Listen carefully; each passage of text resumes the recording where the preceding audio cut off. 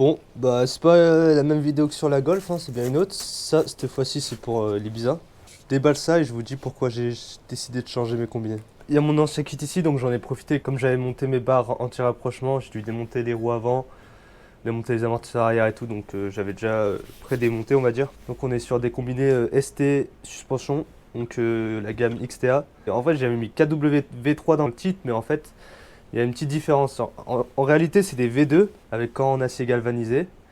Mais par contre, ils ont en plus des V3, les coupelles montées sur rotule avec le réglage de carrossage intégré. Donc en vrai, carrossage ou chasse, hein, ça dépend, l'un est tributaire de l'autre. Si tu augmentes la chasse, tu diminues le carrossage. Et si tu augmentes le carrossage, bah, tu diminues la chasse, tu vois. Et c'est pas réglable là-dessus, mais de toute façon, il n'y a pas beaucoup de place, donc c'est juste des accès en fait, tu vois. Voilà, donc ça j'ai changé déjà premièrement parce qu'il me fallait ces coupelles là. Il y a encore moins de jeu que ça, que les polyuréthanes, et il me fallait plus de carrossage, donc je suis passé là-dessus. Deuxième chose qui change donc aussi par rapport au XA. Donc XA c'est le même corps d'amortisseur, mais par contre à l'arrière on a les ressorts de rappel. Donc ça c'est super intéressant, ça permet d'avoir un ressort de taré beaucoup plus dur et de pouvoir quand même rabaisser la voiture. Comme ça, quand tu es en détente. Parce que si tu avais un ressort super dur, en fait, avec le poids à l'arrière, il n'y aurait pas assez pour que ça comprime. Donc, tu aurais un 4x4. Parce que si tu dis, ouais, je mets des ressorts plus courts, en fait, ça n'arrivera pas à combler la course de l'amortisseur. Donc, c'est pour ça qu'il y a ce petit ressort de rappel. Voilà. Et donc, il y a aussi un petit point qui diffère, c'est au niveau des ressorts. Là, on voit direct longueur et tarage. Donc, c'est en newton par millimètre. Donc 40 newtons par millimètre. Donc en gros, il faut 4 kg pour enfoncer d'un millimètre. Eux, ceux-là, ils étaient à 25 newtons, 60. Là, ici, 60 aussi. 60 newtons. Et là, ici, 40 à l'arrière. Donc j'attends mon kit, mais j'en ai commandé de nouveau. Il devrait arriver tout à l'heure. Donc je vous filmerai ça quand j'aurai reçu. Donc là, ici, tu as le réglage. Donc comme sur les XA, la vidéo de la Golf. Voilà. Ah, tu as les bump stop. Comment ça s'appelle, les butées? Donc je suis parti là-dessus avec des ressorts sur mesure parce que je voulais limiter aussi pas mal le roulis.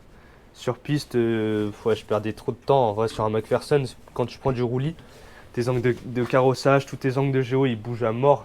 C'est pas comme la double triangulation ou carrément certaines voitures qui ont de la compensation de carrossage au roulis. Donc voilà, c'est pour ça que je suis parti là-dessus, histoire de durcir à mort l'amorti. Je sais que le mieux, ça aurait été de partir sur des KW-V3, mais des clubs sport. Mais bon, c'est 3000 balles. Eux, ils étaient à 1003, je crois, un petit 1003. Et je les ai commandés chez Anti-Suspension. Ils étaient à 930 euros, tu vois, donc bonne affaire. Les ressorts, c'était 330 et c'était que sur KWDE, donc en Allemagne seulement. Et je tenais à remercier aussi RC Sport Alcar, c'est là où j'ai commandé tous mes kits. Je les ai fait chier pendant 2 semaines pour le tarage des ressorts. Ils m'ont conseillé, ils ont pris le temps, ils me répondaient tout le temps dans les 24 heures et franchement... Ah, vous me direz c'est normal hein, parce que tu consommes chez eux, ils te répondent, mais bon, on est tellement habitué à ce que les gens soient expéditifs ou qu'ils te prennent de haut et que bon, bah, même si c'est dans leur intérêt, ils t'envoient chier à chaque fois. Donc faut le dire quand c'est bien, même si je suis pas payé ni rien. En tout cas, le service il est au top. BC Racing, j'avais demandé... J'avais envoyé un message, j'ai répondu à côté de la plaque, c'était perdu complet. Bistein, j'ai envoyé un message en Allemagne.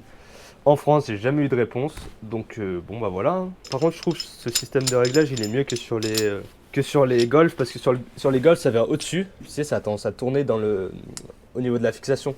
En fait, si tu veux, ça tourne comme ça dans la. Ça c'est au niveau de la caisse, et genre ça tourne comme ça au lieu que ce soit le réglage qui tourne quoi. Il y avait un petit sticker dans la notice. Et ça, du coup, faut serrer au couple à 22 Nm. Donc ici, ça vient au-dessus. En sandwich au niveau de la tôle des coupelles quoi. Je sais pas si c'est clair mais... Bon, j'ai reçu mes nouveaux ressorts. Donc au début je voulais partir sur avec le poids par roue et tout ça et j'en ai conclu que 100 Newton par millimètre à l'avant et 120 à l'arrière c'était bon. Mais bon, j'ai demandé à KW et puis à un spécialiste qui a l'habitude de ces produits. Enfin, c'est ce que le mec m'a dit, qui m'a préconisé de mettre 100 devant et 90 derrière. Donc bah, c'est ce que j'ai fait. Hein. J'espère qu'ils vont tenir la charge, que la compression va pas être trop molle, etc. pour ce type de ressort. On verra bien si ça tient ou pas, ou si c'est catastrophique. Mais bon, j'avais pas le budget pour acheter des V3 Club Sport. Alors pourquoi ils sont plus petits? Bah, comme je vous expliquais, en fait, vu qu'ils seront plus durs, la voiture va moins se tasser en comprimant les ressorts. Donc il fallait en mettre des plus petits.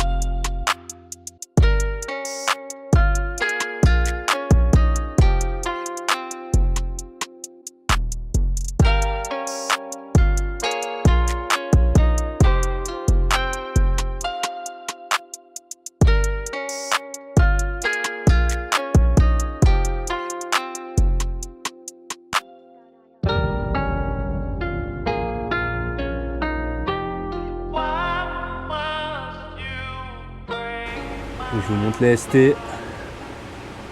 Faut monter. Tu vois, sur la Golf, c'était ici le réglage, du coup ça tournait autour de ce truc, alors que là, c'est vissé en dessous, donc il n'y a pas de risque. J'ai finalement monté les ressorts plus durs à l'arrière pour que ça survire un petit peu plus en entrée de virage, que ce soit un peu plus survireur. Donc bon, j'ai pas suivi ce qu'ils m'ont recommandé, mais moi je préférais ce comportement-là parce que je pense qu'ils ont fait un réglage un peu plus safe, mais moi j'aime bien quand ça engage. Donc je suis allé tester la voiture et honnêtement, le ressenti il est fou. Surtout en freinage, la stabilité elle est incroyable. En fait, vu que l'arrière il est pas comprimé ou presque pas, du fait que les ressorts soient super durs, du coup en fait il n'y a rien à détendre à l'arrière si tu veux. Vu que la voiture est juste posée sur le ressort et il n'est pas comprimé.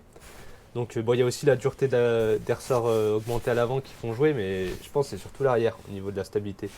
Par contre, ouais, sur route, bon, c'est un peu dangereux, hein. C'est pas fait pour tous ceux qui sont déjà retournés en traction et qui gèrent pas le survirage en traction, c'est pas fait pour eux parce que si tu veux, le volant il sert juste à donner une direction et l'arrière il suit, il tourne tout seul en fait.